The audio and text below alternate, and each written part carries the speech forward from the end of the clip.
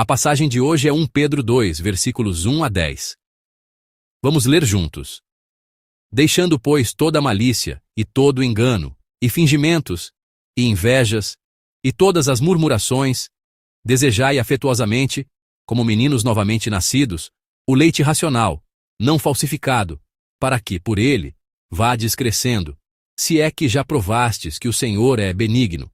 E, chegando-vos para ele, a pedra viva, reprovada, na verdade, pelos homens, mas para com Deus eleita e preciosa, vós também, como pedras vivas, sois edificados casa espiritual e sacerdócio santo, para oferecerdes sacrifícios espirituais, agradáveis a Deus, por Jesus Cristo. Pelo que também na Escritura se contém: eis que ponho em Sião a pedra principal da esquina, eleita e preciosa. E quem nela crer não será confundido. E assim, para vós, os que credes, é preciosa. Mas para os rebeldes, a pedra que os edificadores reprovaram, essa foi a principal da esquina, e uma pedra de tropeço e rocha de escândalo, para aqueles que tropeçam na palavra, sendo desobedientes, para o que também foram destinados. Mas vós sois a geração eleita, o sacerdócio real, a nação santa, o povo adquirido, para que anuncieis as virtudes daquele que vos chamou das trevas para a sua maravilhosa luz. Vós que, em outro tempo, não éreis povo, mas agora sois povo de Deus, que não tinhais alcançado misericórdia, mas agora alcançastes misericórdia. Amém. A primeira carta de Pedro que estamos meditando é uma carta enviada aos crentes dispersos, aos crentes da Ásia Menor. Eles eram santos, que pelo simples fato de crerem em Jesus, receberam perseguição e sofrimento e viviam no mundo como peregrinos. Meu sincero desejo é que, nesta manhã, esta palavra se torne uma palavra de coragem e de grande ressonância para todos nós que vivemos dispersos em nossa própria vida e que vivemos trazendo Jesus Cristo no coração. Para entendermos a passagem de hoje, precisamos observar os dois verbos que atravessam este texto. O primeiro é o verbo deixar, que aparece no versículo 1. O segundo é o verbo chegar-se, que aparece no versículo 4. Em outras palavras, a passagem de hoje nos ensina o que devemos deixar, quem devemos seguir e para onde devemos ir.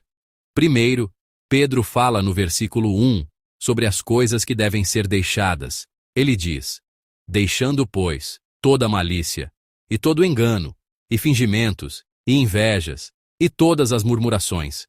A expressão pois, esse advérbio de ligação, conecta-se com a palavra anterior, de 1 Pedro 1:22. A palavra de 1 Pedro 1:22 foi: amai-vos ardentemente uns aos outros, com um coração puro. Em outras palavras, Pedro está explicando para nós qual é o modo de amar uns aos outros ardentemente.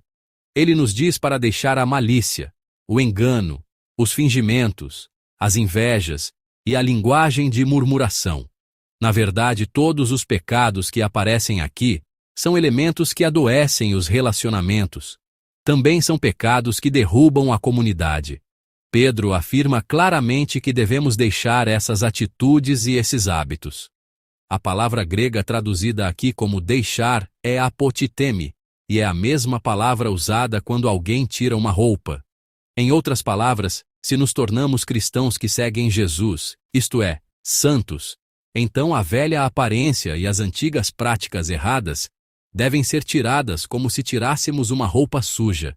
E Pedro diz que, no lugar onde a velha aparência foi deixada, algo novo deve ser preenchido.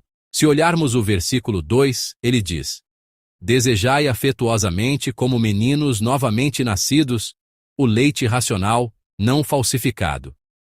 Para um bebê recém-nascido, o leite não é uma opção, é uma condição essencial para a vida. A criança vive porque bebe leite, e cresce porque bebe leite. Do mesmo modo, Pedro diz que, para os santos, a palavra de Deus não é uma opção, mas uma condição essencial. Então, por que devemos receber esse leite espiritual como a palavra de Deus? Podemos perceber que leite espiritual significa a palavra, quando olhamos o texto no grego original. A palavra traduzida como espiritual, no grego é lógicos.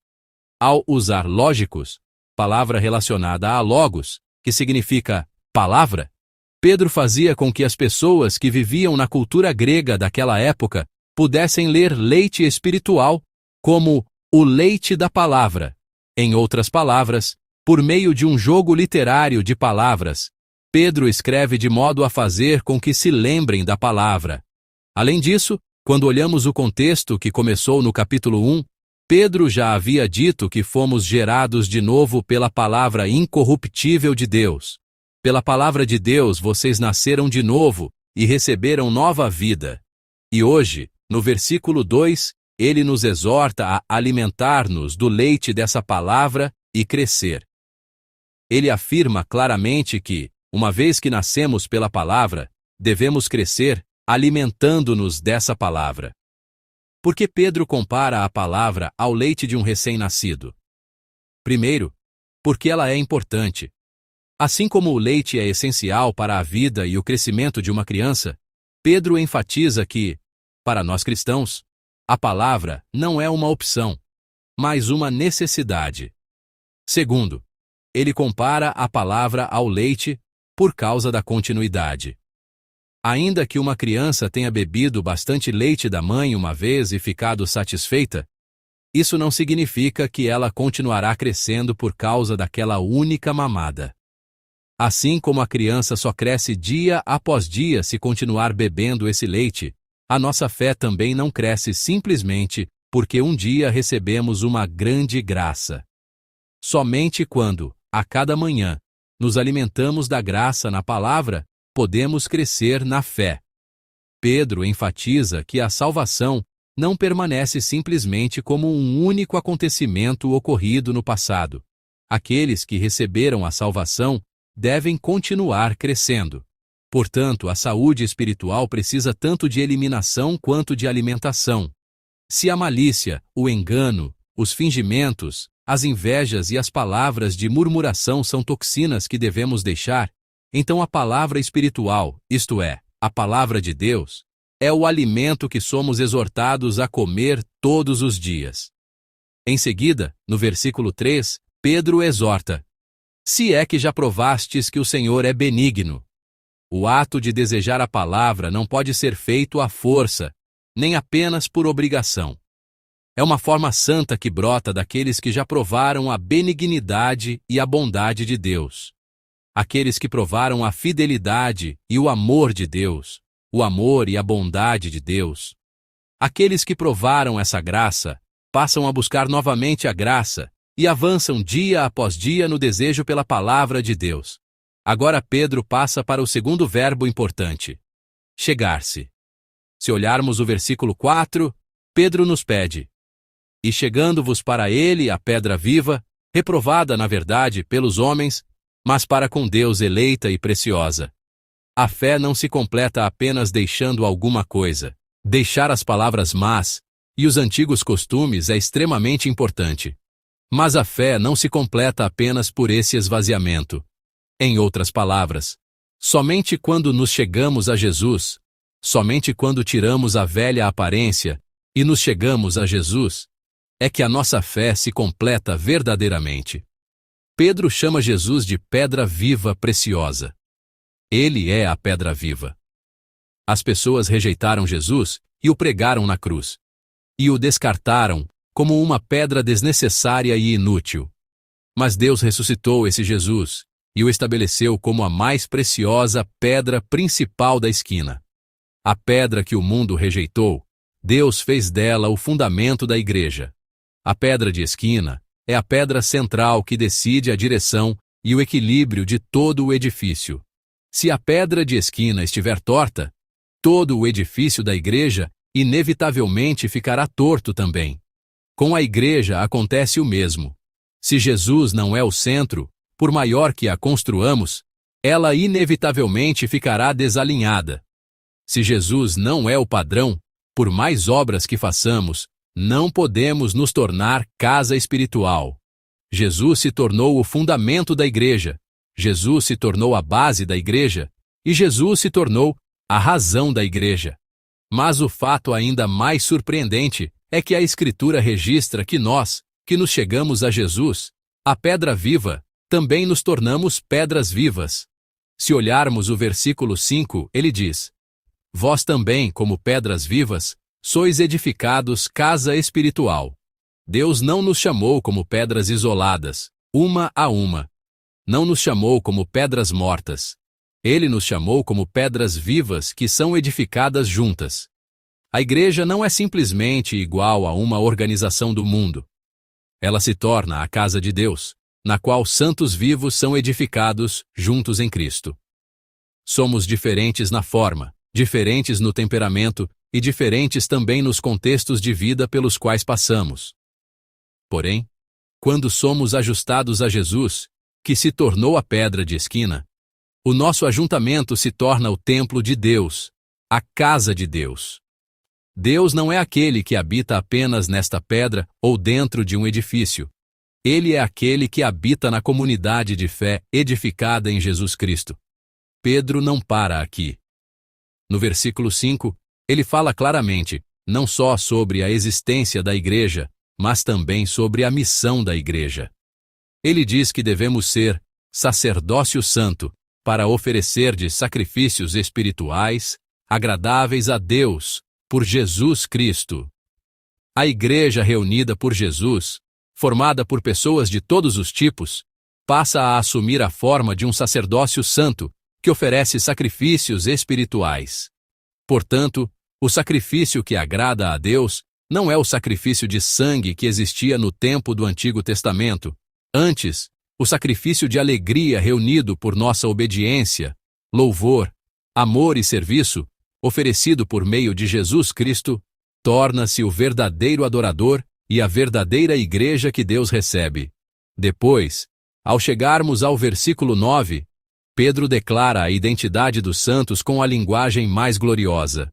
Mas vós sois a geração eleita, o sacerdócio real, a nação santa, o povo adquirido. Quando ouvimos esta palavra, somos levados a lembrar da linguagem de Êxodo 19. Deus fez o povo de Israel sair da escravidão do Egito e o conduziu ao Monte Sinai. E ali, no Monte Sinai, ele disse assim: Agora, pois, se diligentemente ouvirdes a minha voz e guardardes o meu concerto, então sereis a minha propriedade peculiar dentre todos os povos, porque toda a terra é minha, e vós me sereis reino sacerdotal e povo santo. Mas a palavra de Êxodo e a palavra de 1 Pedro 2,9 são diferentes. No tempo do Antigo Testamento, a palavra de Êxodo é uma frase condicional. Se vocês fizerem bem, se vocês guardarem a aliança, receberão esta bênção. Mas como 1 Pedro fala? Fala como uma declaração. Declara: vocês são a geração eleita. Vocês são o sacerdócio real. Vocês são a nação santa. Vocês são o povo adquirido por Deus. Por que a frase condicional se transformou em declaração? Porque entre uma e outra está a cruz de Jesus Cristo. Não fomos nós que completamos a aliança. Também não desfrutamos dessa bênção porque guardamos toda essa aliança. Porque Jesus a completou com sua vida, porque Jesus completou essa aliança com seu amor, nós passamos a desfrutar a bênção completa. Não nos tornamos povo de Deus porque guardamos toda a lei, porque Jesus obedeceu e porque Jesus derramou seu sangue. Jesus nos fez propriedade de Deus. Portanto, devemos ser capazes de nos achegar diante de Deus exatamente como somos, mesmo em nossa insuficiência. Devemos ser capazes de permanecer no lugar de adoradores exatamente como somos, mesmo em nossa fraqueza. A razão pela qual até aquele que caiu pode levantar-se novamente e adorar a Deus é que Jesus venceu e nos chamou como adoradores. A Bíblia nos diz claramente que a nossa identidade não depende das nossas realizações nem das nossas obras, mas da misericórdia de Deus. Vamos ler juntos a palavra do versículo 10. Vós que em outro tempo não éreis povo, mas agora sois povo de Deus, que não tinheis alcançado misericórdia, mas agora alcançastes misericórdia. Amém. Isto é o Evangelho. Antes não éramos povo, mas agora somos povo de Deus. Antes não tínhamos alcançado misericórdia. Agora, porém, tornamo-nos aqueles que alcançaram misericórdia. Por isso Deus nos chamou assim, para que anuncieis as virtudes daquele que vos chamou das trevas para a sua maravilhosa luz. Amém. O santo não é alguém que para simplesmente no fato de ter recebido a salvação. O lugar para o qual fomos chamados como santos é justamente o de anunciar as belas virtudes de Deus, daquele que nos chamou das trevas e nos fez entrar em sua maravilhosa luz. Sacerdócio real é nome de privilégio e, ao mesmo tempo, nome de missão. Vou concluir a palavra. A palavra de hoje, de 1 Pedro 2, 1-10, mostra-nos duas direções de vida. Uma é, deixai. A outra diz, chegai-vos a Jesus, que se tornou a pedra viva. Devemos deixar a malícia, o engano, os fingimentos, as invejas e a murmuração que há em nós. E nós, que provamos a benignidade do Senhor, devemos avançar todos os dias para diante da palavra pura e espiritual, diante dessa palavra. E, acima de tudo, não devemos esquecer quem somos. Quando pecamos, ou quando não pecamos, quando fazemos bem, ou quando falhamos diante de Deus, Deus proclamou que somos geração eleita, sacerdócio real, nação santa e povo adquirido por Deus. A base disso é que, embora antes não fôssemos povo, depois da cruz de Jesus, nos tornamos povo de Deus. E, embora antes não tivéssemos alcançado misericórdia, depois da cruz de Jesus, todos alcançamos misericórdia.